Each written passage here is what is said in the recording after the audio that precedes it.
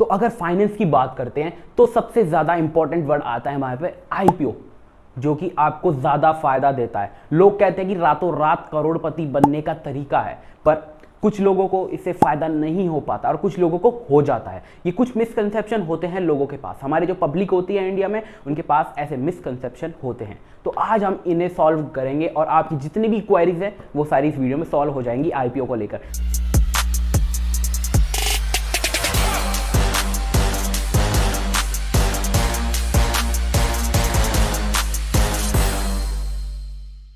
तो सबसे पहली चीज आती है, ये आईपीओ क्या होता है। ये होता है इनिशियल पब्लिक ऑफरिंग, मतलब यहाँ तक कि जो कंपनी अपना आईपीओ लाना चाहती है उसे पहले एक इंफॉर्मेशन पेज बनाना होता है। उसमें क्या करना होता है, उसमें आपको अपनी फाइनेंशियल प्रॉब्लम, फाइनेंशियल प्लानिंग आगे की कंपनी की क्या है, जिसे हम डीआरएचपी भी बोलते हैं, जो आपके फ्यूचर गोल्स लिखेगी और फॉर्मेशन पेज को यानी कि डीआरएचपी को सेबी के पास शेयर कर दिया जाता है। तो वो इसे वेरीफाई करती है तो जब कंपनी का आईपीओ लॉन्च होता है। बेसिकली आईपीओ जब खोलना होता है कंपनी को, जब वो इक्विटी शेयर मार्केट में लिस्टेड होना चाहती है, वो सेबी के पास जाती है और सेबी उसे वेरीफाई करता है उनके डॉक्यूमेंट्स को, तब जाके कंपनी का आईपीओ ओपन हो जाता है।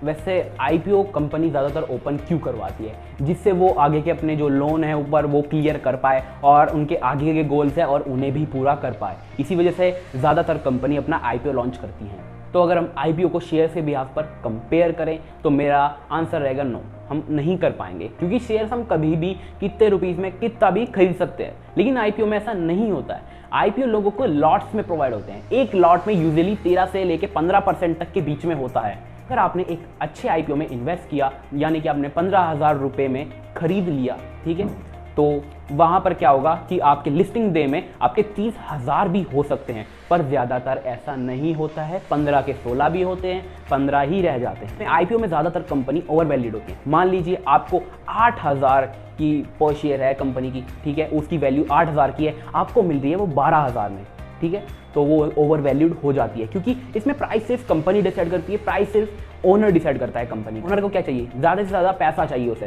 ज़्यादा से ज़्यादा पैसा मैं कमा सकूँ, तो इसी वजह से वो लालची हो जाता है और वो उसकी कंपनी ओवर वैल्यूड हो जाती है। तो 80% ऑफ टाइम आईपीओ ज़्यादातर ओवर वैल्यूड होते हैं। तो यहाँ पर बात करें, कुछ फोर्स्ड आईपीओ भी होते हैं, लेकिन फोर्स्ड आईपीओ सबसे ज़्यादा अच्छे होते हैं, उन पे आप इन्वेस्ट कर सकते हैं। इसके पीछे एक रीज़न है, मैं आपको बताता हूँ कि जो फोर्स आईपीओ होते हैं उनके ऊपर प्रेशर किस चीज़ का रहता है, गवर्नमेंट का प्रेशर रहता है। लाइक स्मॉल फाइनेंशियल बैंक्स होते हैं और स्टॉक एक्सचेंज होते हैं, लाइक बीएससी एनएससी का भी आ जाएगा जल्दी। तो इन आईपीओज़ में गवर्नमेंट प्रेशर डालती है, ठीक है, और इन आईपीओ की जो वैल्यू होती है वो फेयर प्राइस ही होता है, इनका प्राइस फेयर ही होता है, ये ओवर वैल्यूड नहीं होते। तो ये आईपीओ ज़्यादातर अच्छे होते हैं, क्योंकि गवर्नमेंट अपनी कभी भी इमेज नहीं खराब करना चाहेगी ज़्यादा प्राइस में अपने आईपीओ को लॉन्च करके। इसमें फेयर प्राइस रहता है, कभी कभी कम भी हो जाता है, तो आप आराम से खरीद सकते हैं, ठीक है। और इसमें 3 दिन का टाइम होता है खरीदने का आईपीओ में, आप 3rd डे खरीद सकते हैं, क्योंकि 2 दिन आप किसी की एनालाइज देख सकते हैं और कंपनी कैसी चल रही है 2 दिन में। अगर लोगों का इसमें इंटरेस्ट जाग रहा है इस आईपीओ में, तो आप 3rd डे खरीद सकते हैं। वैसे 3rd डे मिलना मुश्किल है, लेकिन आप उसे ट्राई कर सकते हैं, मैं कहूँगा। या फिर आप 2nd डे में खरीदें। तो यहाँ तक कि 80% आईपीओ हमारे बेकार होते हैं, ठीक है, ज़्यादातर अच्छे नहीं होते, ओवर वैल्यूड होते हैं। और 20% यानी कि हमारे जो गवर्नमेंट फोर्स आईपीओ होते हैं वो काफ़ी ज़्यादातर अच्छे होते हैं। अगर वो बैंक अपना आईपीओ लॉन्च नहीं करे जल्दी, वो गवर्नमेंट फोर्स करती है कि अपना आईपीओ फटाफट से लॉन्च करो, जल्दी से जल्दी रजिस्टर्ड हो जाओ। अगर वो जल्दी रजिस्टर्ड ना हो तो गवर्नमेंट उसके ऊपर अपनी पेनल्टी अप्लाई करती है।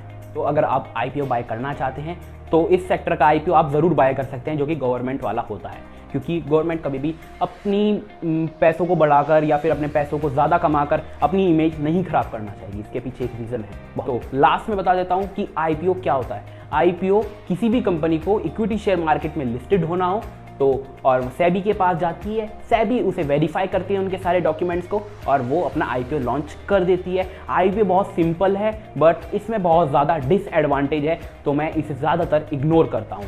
इसकी जगह मैं आपको बहुत सारे फंड्स हैं उन्हें प्रीफर करना चाहूँगा, ठीक है।